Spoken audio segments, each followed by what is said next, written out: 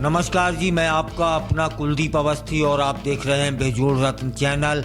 एक आज ऐसे खुलासे की बात करेंगे जिससे आपकी मानसिक जो नलियां हैं वे फड़फड़ा उठेंगी। हुआ यूं है कि एक एनजीओ की आड़ में लड़कियों के खरीद फरोख्त का धंधा चल रहा था, जिसको पुलिस ने उजागर कर दिया है।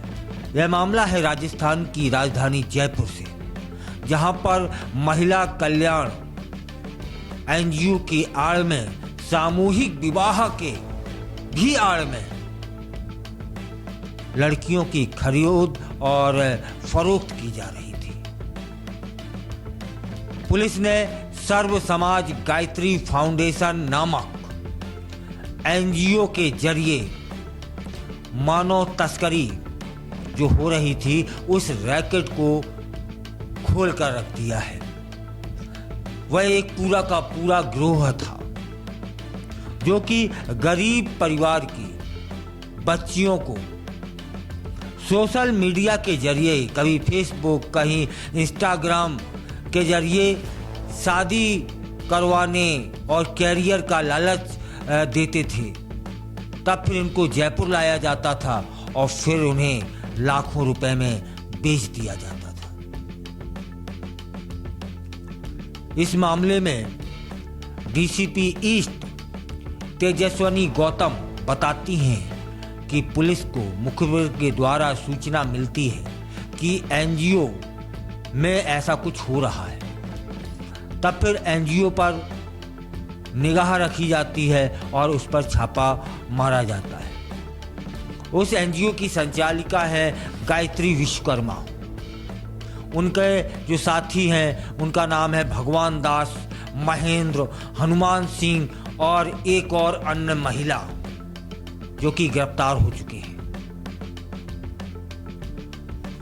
जो जानकारी पुलिस के माध्यम से आई वह यह है कि गिरोह फेसबुक पर शादी का विज्ञापन देता था, नौकरी का विज्ञापन देता था, लालच दिया जाता था। तब फिर उत्तर प्रदेश, बिहार और बंगाल से गरीब लड़कियां उनसे संपर्क कैसे भी कर लेती थीं और उनको जयपुर यह एनजीओ बुला लेता था झांसा देकर कि हम आपकी शादी भी करवा देंगे और आपको अच्छी नौकरी भी दिलवाएंगे, क्योंकि हम एनजीओ हैं। जब बच्चियां वहां पहुंच जाती थीं तब फिर उन्हें जान से मारने की ये लोग धमकी देते थे और कैद कर लेते थे।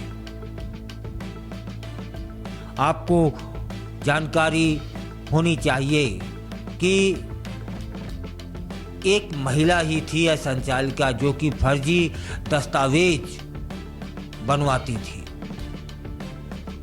गायत्री नाम था। फर्जी दस्तावेज तैयार करवाकर इन लड़कियों की शादी भी वो करवा देती थी। और जिन लड़कियों की शादी नहीं यदि किसी कारण से हो पाती थी और शादी भी करवाने के बीच में पैसा लेते थे ये लोग, और जिसकी शादी नहीं हो पाती थी उनको क्या करते थे कि लाखों रुपए लेकर के बेच दिया जाता था। अजमेर से 2 दलाल 16 वर्षीय नाबालिग को जयपुर लाते हैं, 2.5 लाख रुपए में बेच देते हैं।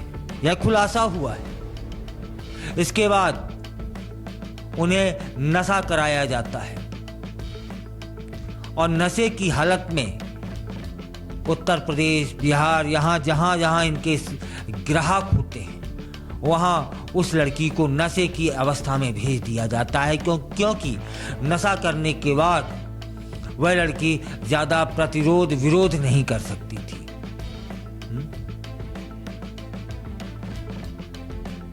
इसका खुलासा कैसे हुआ कि जब एक नाबालिग लड़की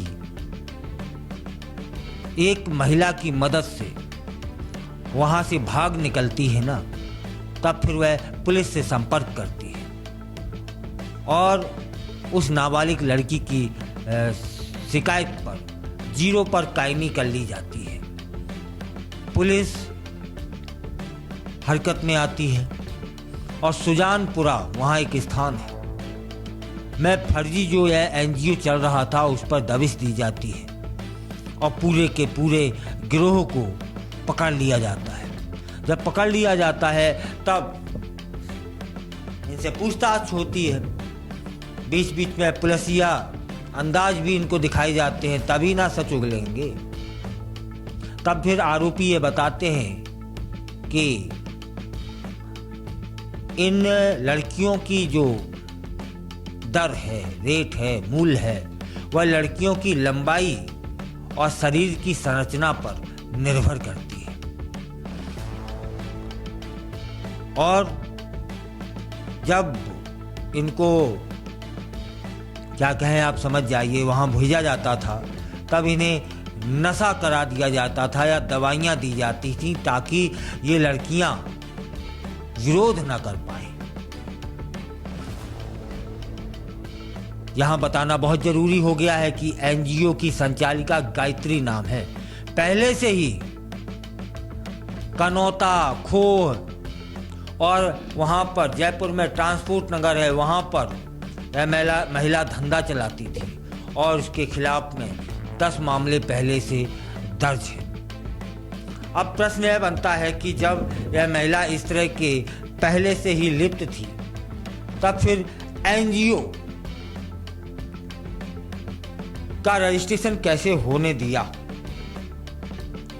यदि एनजीओ का रजिस्ट्रेशन हो जाना जरूरी था, तब फिर ये इसका देते कि भाई आप पेड़ लगाएं, पौधे लगाएं और अन्य काम करें, ये शादी वादी का नहीं। क्योंकि यह महिला तो उस्ताद थी, पहले से इस गलत कारोबार में लिप्त थी।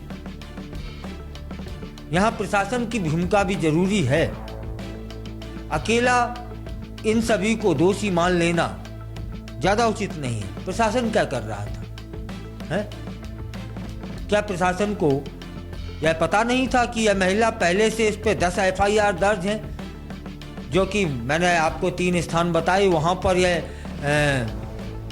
धंधा आप समझ सकते हैं, गलत काम करवाने का काम करती थी है।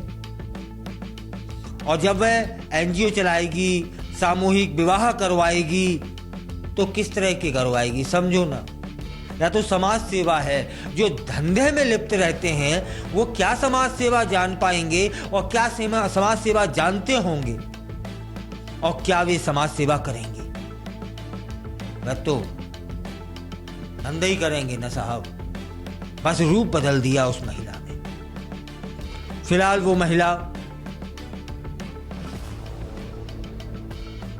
जेल में है और आपको जानकारी होनी चाहिए कि 1 नहीं, 2 नहीं, 10 नहीं, 20 नहीं, 50 नहीं, हजारों की तादाद में वह सामूहिक विवाह भी के नाम पर यह गलत काम कर चुकी है और सैकड़ों लड़कियों को बेच चुकी है।